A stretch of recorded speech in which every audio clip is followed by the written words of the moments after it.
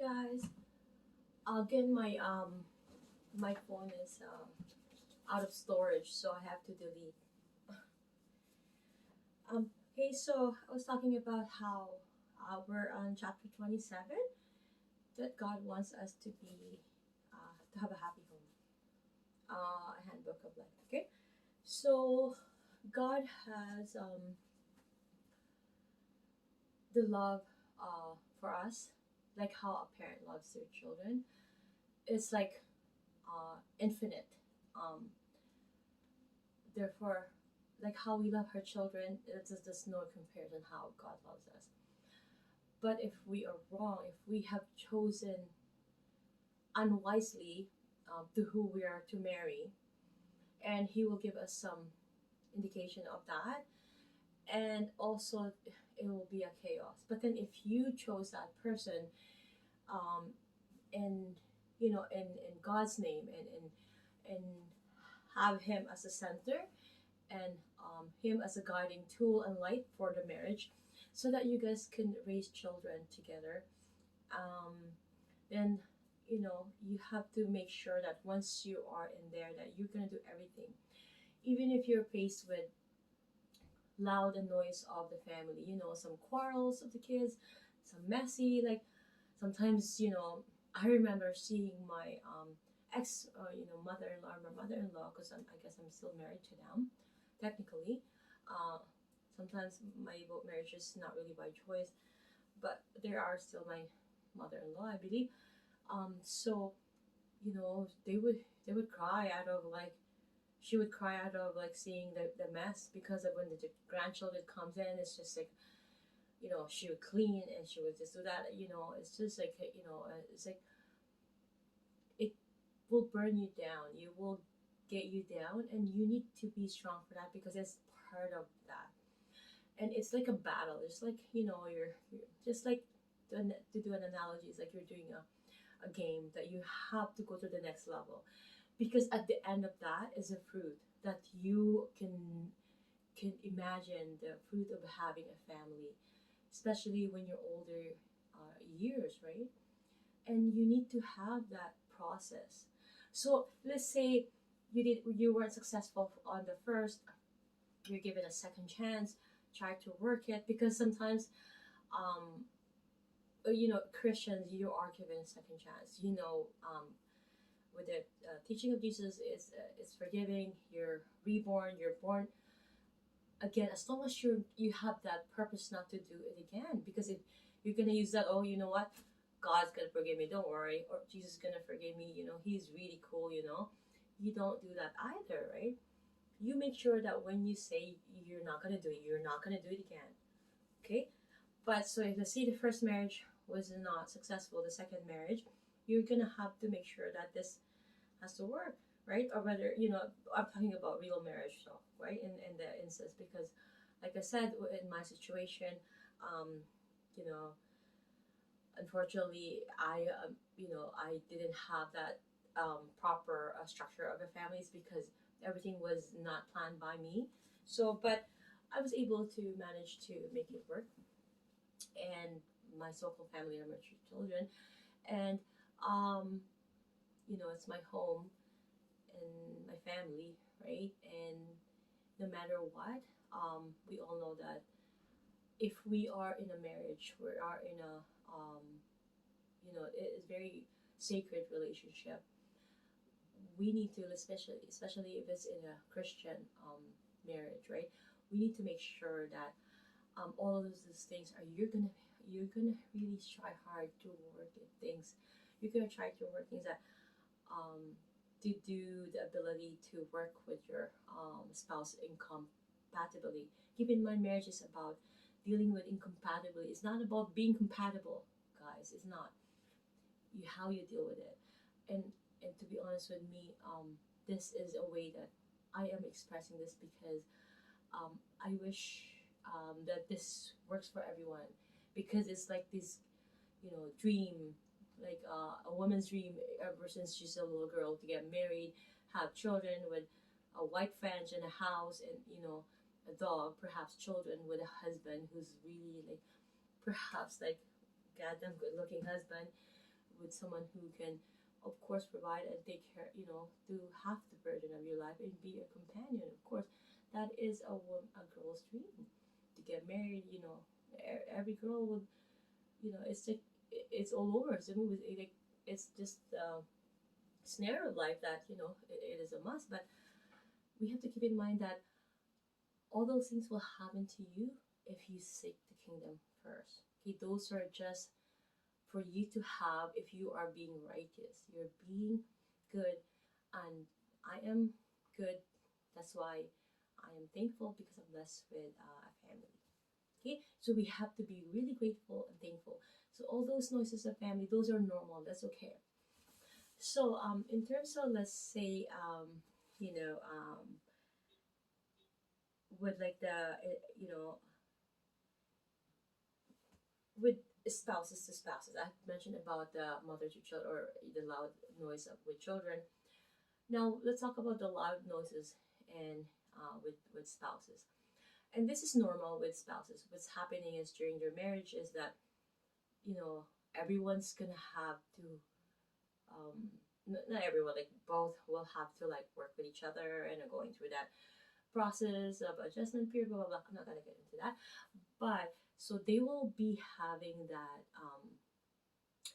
obstacle because that is normal. Without that, you're not gonna be able to grow. You're not gonna be able to know your strength if you don't grow as a couple, right?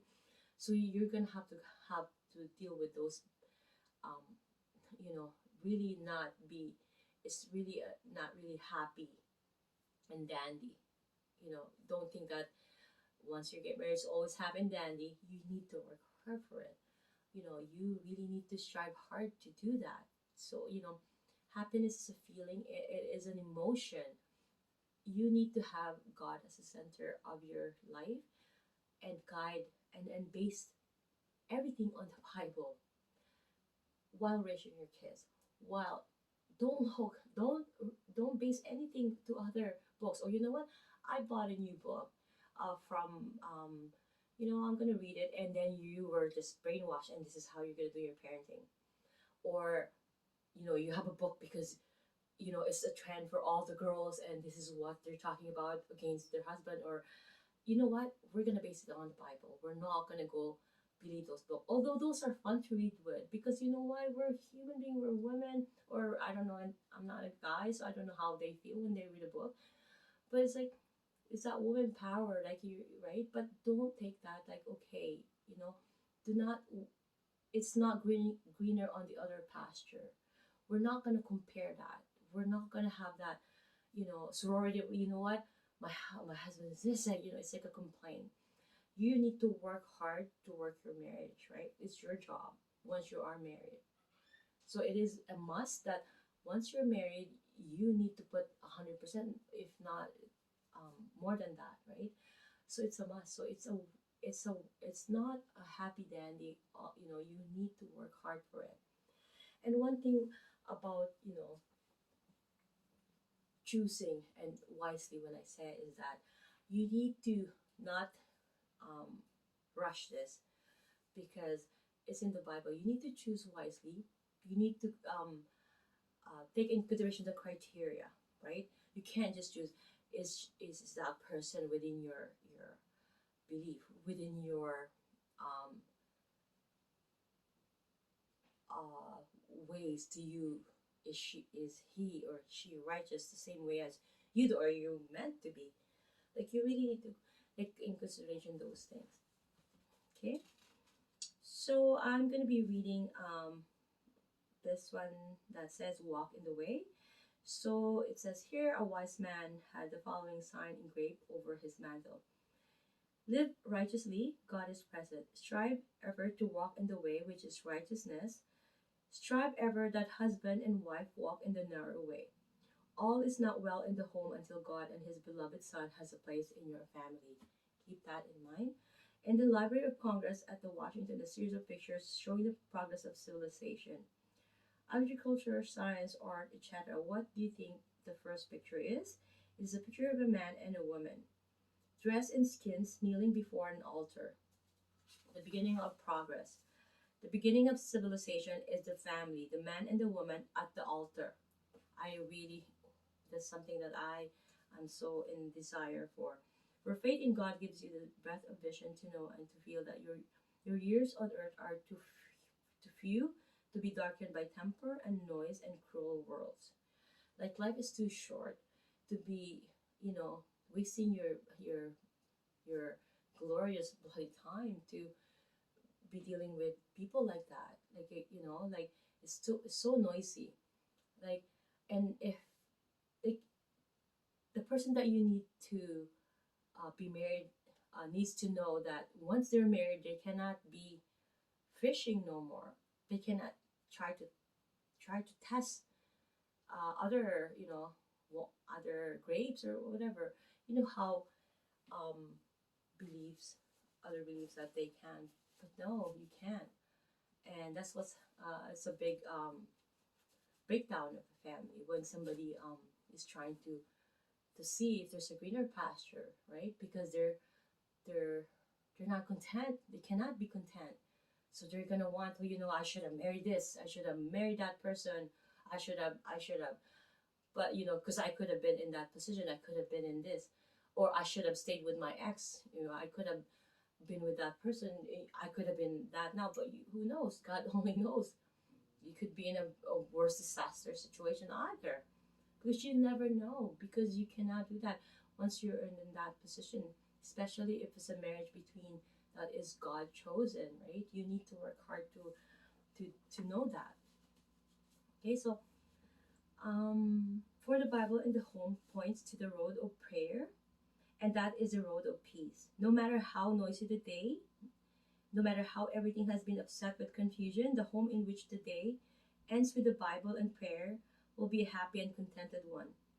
The home where the child may hear the old stories of the Bible as it sits on mother's lap or father's knee is the home where peace is already present. The home where the parables and sayings of Jesus are explained and thought over is the home where harmony reigns, the home where the psalm with their majestic poetry and eternal truths are intoned. So I cannot pronounce the word. It's one of the in the Bible, and I can't pronounce it. It's so sad. It's a home where the peace which passeth understanding can well enter. And the home where the Bible is closed and the family kneels in prayer surely is just a small vision of that heaven which is to be. How many memories of great and happy men center upon such a home? So how happy a child's memories may be if they are able to picture in after years their father or mothers whenever they open their Bible. Yes, the bended knee, the uplifted heart, the open Bible, the presence of God in the home are the greatest messengers and harm being